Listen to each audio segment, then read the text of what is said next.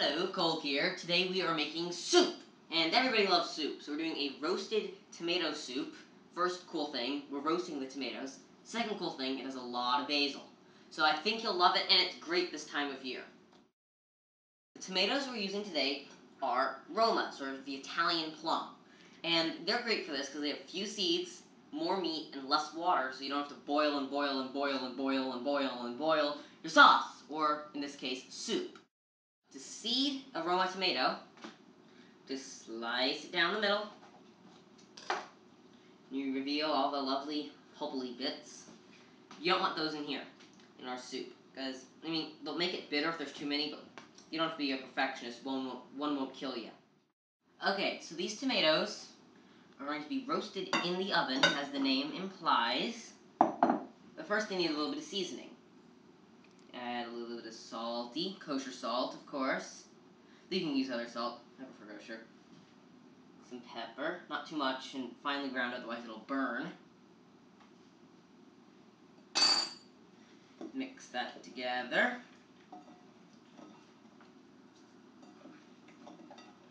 And add the most important part, the olive oil. So I'd probably say like 1/3 of a cup at least, because you want them all to be very coated. The olive oil is going to help them brown and make sure they don't stick to the roasting pan.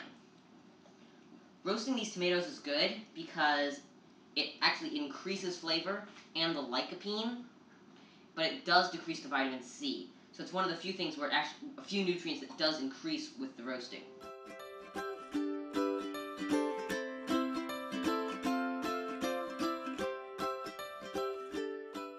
We're going to put the tomatoes in the oven. They've been placed face down on a baking sheet or a baking pan, and we are now going to put them in the oven. It's been heated to 400 degrees.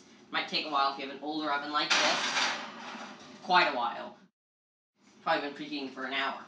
Then they're going to bake for about 45 minutes or a little longer if you like them nice and brown. To add some flavor to the soup, we're going to saute some onions. Slice an onion. First thing you do is lop off its top. This stuff is like shoe leather, this part. Throw that in there. Then here you can also easily get off the skin. And sometimes it's easier, instead of getting off the skin, just to take off the whole first layer of the onion.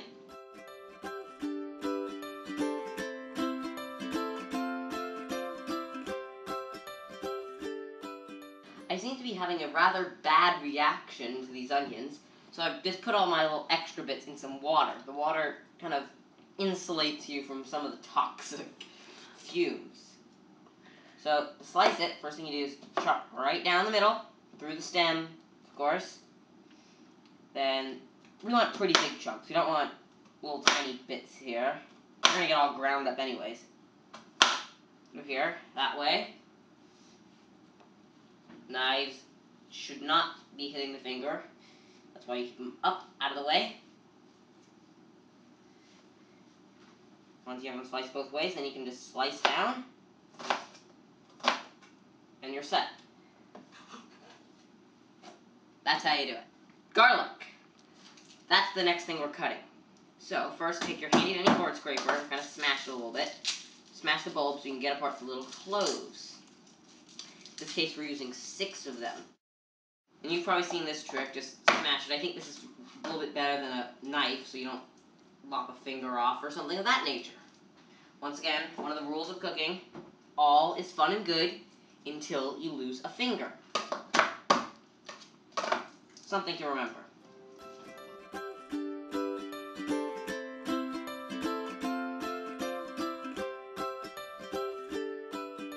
We're going to put our onions and garlic with a little bit of olive oil into a big, large stock pot. Also doubles as a drum. Great for getting your diner's attention when it's ready for meal, as long as there's not soup in there. That'd be a mess. But never mind that. Put a little bit of olive oil. Just enough to coat the bottom. Oh, not garlic yet. We want to put onions in first, because they take a heck of a lot longer to cook. Put it on, I'd say about medium-high heat. If your oven, or if your stovetop goes like from like a 1 to 10 range, about a 6, I'd say. So let these saute and sizzle away until they start to get soft. Then we add the garlic. It's in much smaller pieces, and I found it just cooks faster. If you want to add a little bit more flavor, first here we have a little bit of sugar. Just add a little bit of that to help with the kind of caramelization process. You don't want to add a whole gallon of it.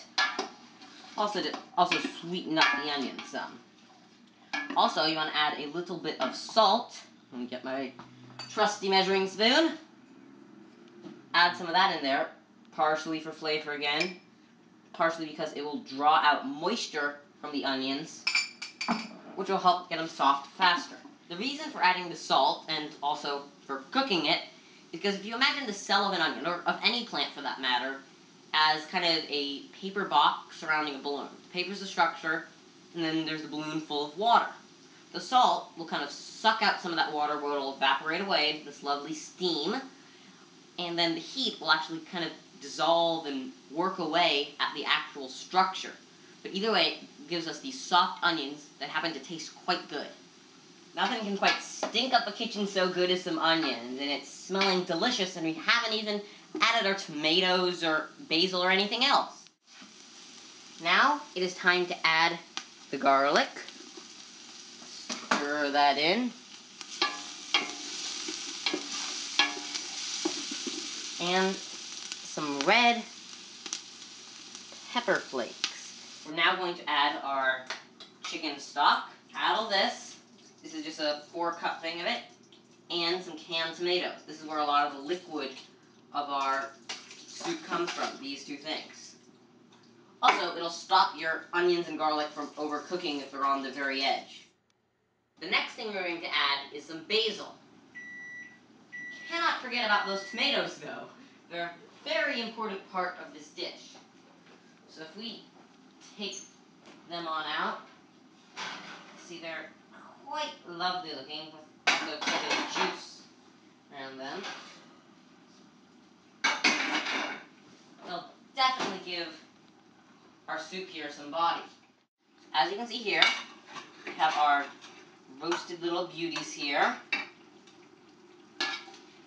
We're going to add them in there, make them delicious. We've gotten all the tomatoes into the pot here, but that one not so much, but this one has a lot of juice in it, and we want that in there. A lot of lovely tomato flavor. Lots of talk these days about superfoods, foods that help you this way, that way, and the other way. All sorts of things like flax seeds and other things that I can't pronounce that we really don't know if they work. There is something else. Basil. Great for you. All sorts of things. And originally, its name actually means a Greek word for royal. So it could be said that it's kind of the king of herbs. It has some antibacterial, anti-inflammatory, and it even protects your cells from free radicals, which often can cause cancer. This recipe calls for 4 cups of basil. It's not like some tomato basil soup recipes. There's just a little bit of basil or some dried basil. It has 4 cups packed of fresh basil. In case you're wondering, this is what that looks like. It's a lot of basil. So you're going to get all those health benefits that we talked about earlier. So if we were to chop up this basil, we could do it the fancy French way, the chiffonade. Chiffonade, you take basil leaves, take the biggest one. In this case, some are longer, some are thing, and you just stack them, roll them up very, very, very, very tight, and then you can chop through it. It gives you these nice little ribbons. In fact, I believe that's what chiffonade means. Ribbon. Or you can go the not so fussy, much faster way. Take a whole heap and helpful of them, and it doesn't matter if they bruise or not in this case. I mean, they're going into the soup where they get blended, and just roughly chop them. We don't want big leaves of basil because they won't blend. They'll just kind of spin around like little boats in a hurricane. But we don't need to make them into little chiffonades, though it is quite fun. We're going to portion off about, say, this much of the basil. Leave that off to the side to add a little bit later. But all of this going into the pot. It's going to be a very basil-y soup, my friends. Very basil-y. So right now I'm adding some water, salt, pepper, and about 2 tablespoons of butter. Unsalted, of course. Butter's melted, and now we blend! Or not. We have a very viscous liquid here with all sorts of chunks and bits, and it's boiling hot. Probably not the best combination. So I'm going to take a paper plate, cut a little slot in it,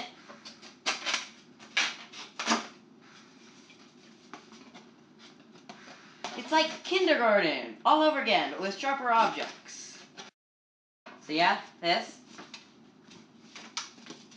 and stick it on your immersion blender. A little bit of a splatter guard.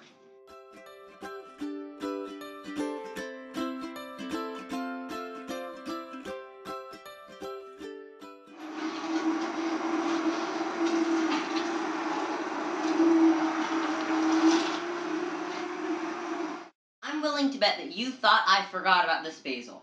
So now that it's mostly blended, we've gotten all the tomato chunks out. I'm going to add it in, blend it a little bit more. It doesn't matter if there's some bits floating around.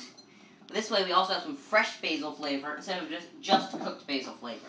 So if you look at it now, this is how it should look when it's done. Not any big chunks, kind of a reddish orange, and there's still some chunks of basil, but that's fine. So if you're going to have some bread with this, which I highly suggest, now would be a good time to stick it in the oven to heat it up. Our soup is now complete. As you can see, it's quite pretty. And there's endless different ways to plate it. I like it in the white bowl, very fancy smuncy like, especially with the green plate. You can add a little bit of Parmesan, or a lot.